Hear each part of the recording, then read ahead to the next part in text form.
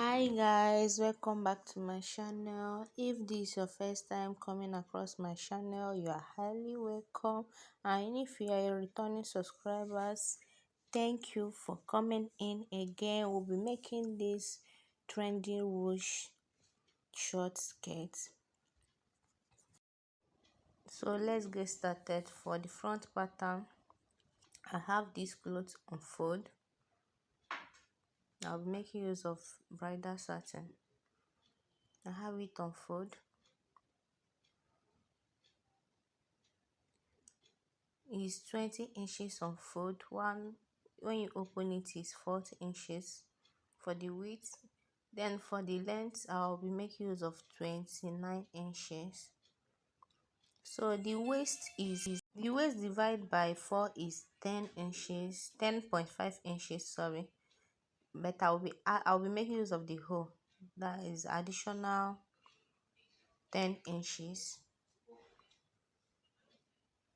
Here I'm shorting out 1 inch for the hemming and for the bind. Just watch carefully, you will understand it. I will not be making use of this side that I shocked for now. So the waist I'm making use of, divide by 4. I'm placing the measurement.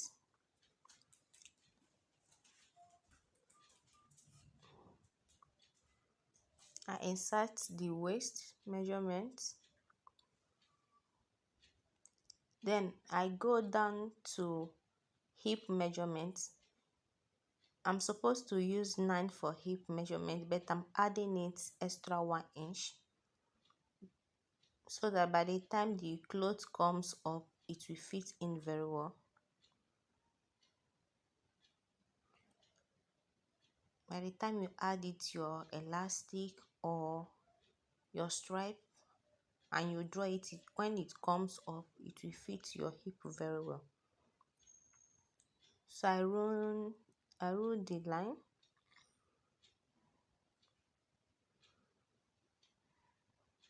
This is the hip line.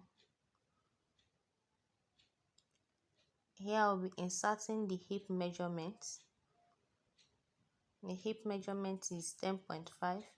I'll be adding it half inch to make it 11 inches.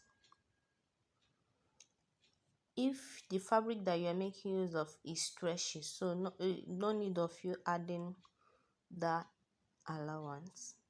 The reason why I added it half an inch is because this cloth is not stretchy. So I trace it to the waistline. In hip for the hip I have 11, so I'll be placing that 11 on the knee because the cloth doesn't have to be pencil. Doesn't have to be pencil. It's just normal straight cut skirt.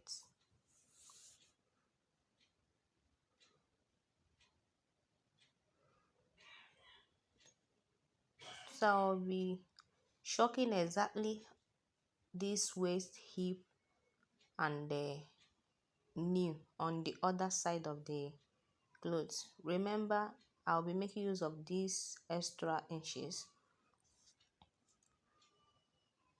Then you notch here for your folding and your bind. So let me go ahead and shock this other side.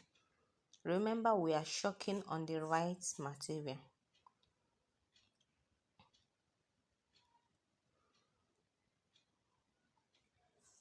I'm placing the exact measurement that I placed on the other half. This is me shocking the other side. Insert the waist, the hip,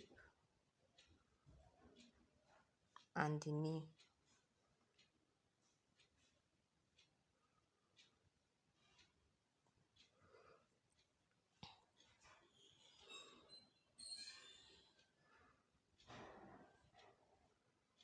The reason why you are shocking the both side is to enable you sew without problem, because you'll be sewing on the right side of the material.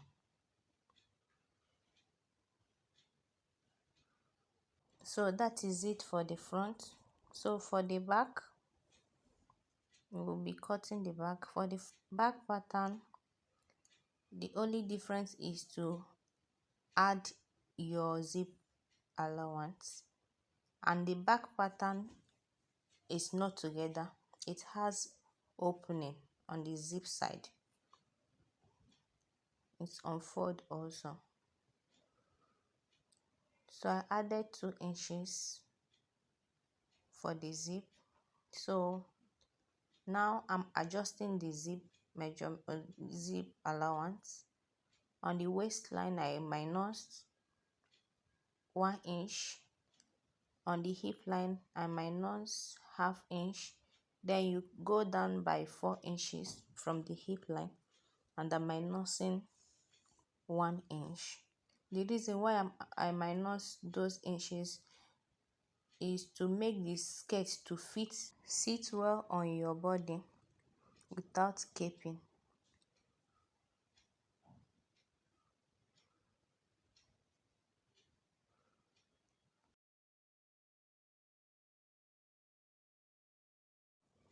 Now we'll go ahead and cut out this rough place, this place that I'll not be making use of.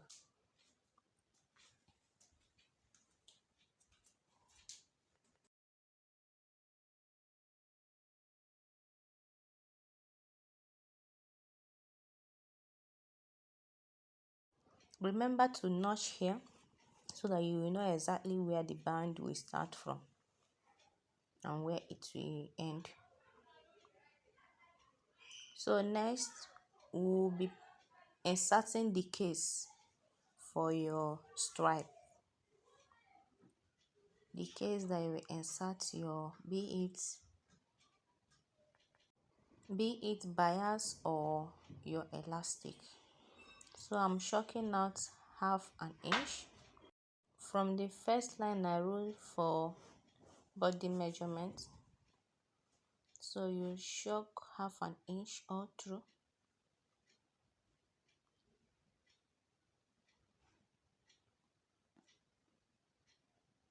Here we'll be making use of this line for your casing, be it elastic or rope. So let's go ahead and sew it. Here I'll be folding these sides apart from the waist. This side, let me go and sew it and come back. I've already hemmed and sew the 2 lines for casing, remaining the waist that I'll be adding this band. So I'll finish adding the band. This is how it's looking like. Then this opening, you will use it to insert, be it your elastic or your rope. Here I'll be making use of rope. This is the finishing look of the skirts. Guys, if you find this video helpful, please share, subscribe and like. Thank you.